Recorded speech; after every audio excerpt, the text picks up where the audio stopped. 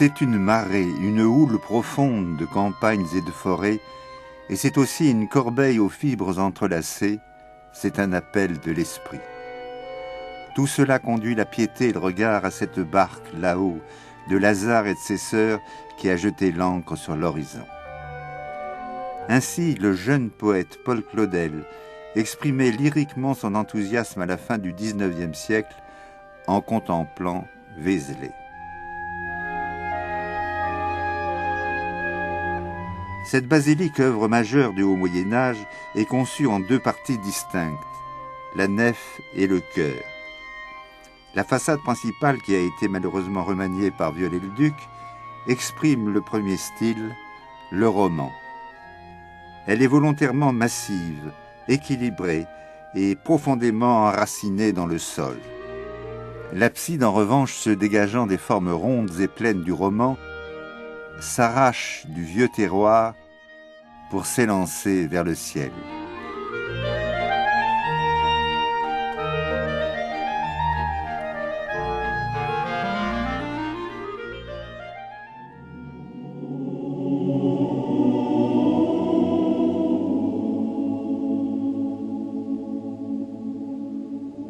Rentrant dans le sanctuaire par la porte occidentale, nous découvrons l'art roman dans toute sa plénitude.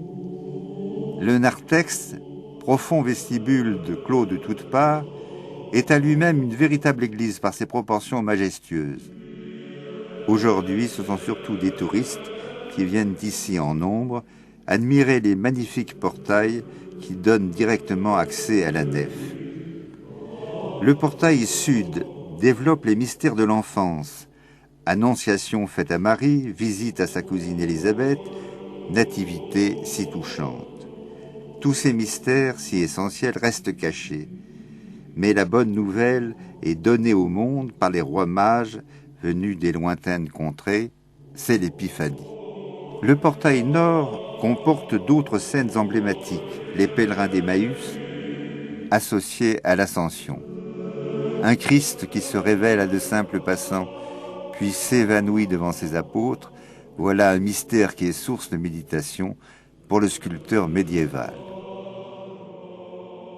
Mais c'est le portail central qui doit attirer toute notre attention. Le Christ y figure dans toute sa gloire, la gloire étant représentée par un ovale qui le cerne de toutes parts. Ce n'est pas comme à Autun le Christ du jugement qui nous est proposé, mais celui de l'Ascension. Des mains du Christ, majestueux et souverain, partent des rayons vers les apôtres situés en contrebas. On identifie Saint-Pierre à sa clé. Le Dieu vivant semble dire « Allez par le monde entier et prêchez l'Évangile à toute la création ». Les peuples évangélisés par les apôtres sont représentés au linteau et aux voussures du portail. Certains sont peu identifiables, d'autres témoignent des miracles réalisés. Mais il y a les peuples qui refusent la bonne nouvelle, les Juifs, les Romains, et les peuples légendaires que sont les hommes aux grandes oreilles, les géants, les pygmées, obligés de monter sur leurs chevaux avec une petite échelle.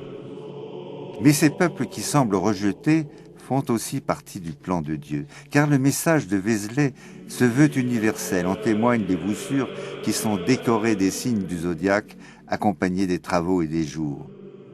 Ainsi, le cosmos entier est invité à participer au plan du salut et l'homme à s'associer par ses humbles tâches de tous les jours à ce grand mystère.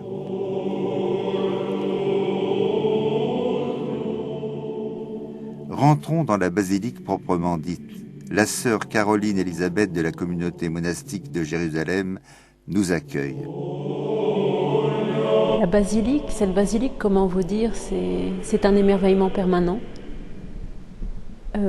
D'abord parce que c'est le lieu de mes rencontres, de mes rendez-vous quotidiens avec Dieu, le lieu de la prière en église avec mes frères et sœurs, et puis parce que c'est aussi ici que je rencontre tous ces gens de passage et qui viennent du monde entier.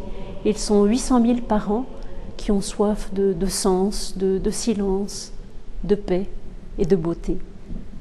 La première fois que je suis rentrée ici, j'ai été saisie par l'ampleur et par la taille bien sûr, mais aussi par l'unité qui y règne, par l'harmonie des volumes et de la lumière qui font chanter les pierres. au fil des jours, cet émerveillement s'est approfondi, la basilique s'est intériorisée et aujourd'hui je peux dire qu'elle fait partie de mon cœur. Comme le portail extérieur, la nef est massive et vigoureuse. Ses piliers, loin de s'élancer à la conquête du ciel, s'enfoncent dans le sol. Peu de préoccupations décoratives dans cet espace abstrait et vide. Comme le dit justement André Malraux, l'architecture romane, architecture intérieure d'abord, n'apporte pas un décor, elle crée le lieu où sera célébré le mystère. Exception notable à ce vide absolu, les chapiteaux où sont sculptées des petites scènes dont le pittoresque n'exclut pas la profondeur. D'abord, il y a l'angoisse qui habite l'artiste du Haut Moyen-Âge, celle d'être menacé par des périls de toutes sortes. Ainsi, il représente le berger Ganymède transformé en aigle, alors que le démon ouvre sa gueule pour mieux exprimer sa jubilation mauvaise. Autre scène de cauchemar, la luxure et le désespoir. La femme luxurieuse a un serpent qui lui ronge le ventre. Un diable à la chevelure de flamme la poursuit, c'est le désespoir.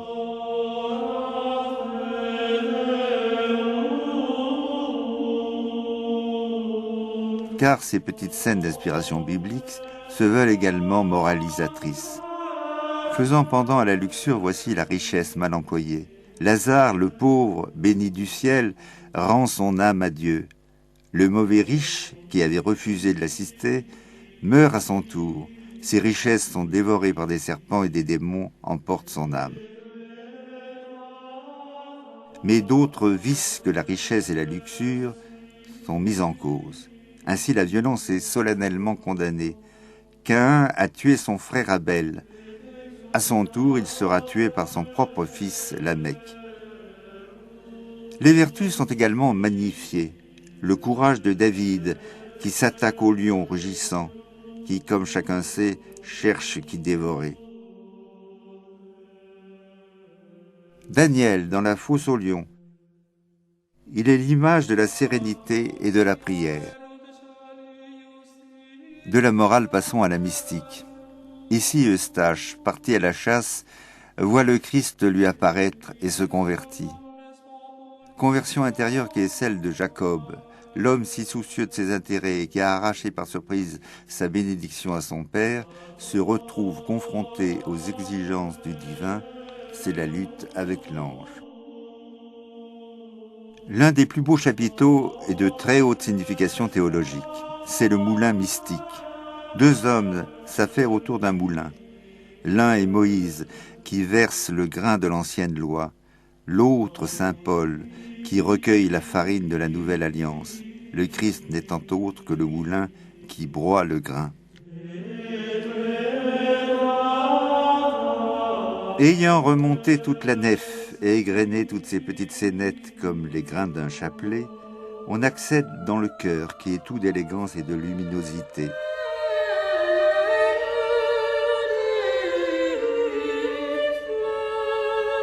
Ici, les piliers ne sont plus enracinés dans le sol, mais semblent s'élever jusqu'au ciel.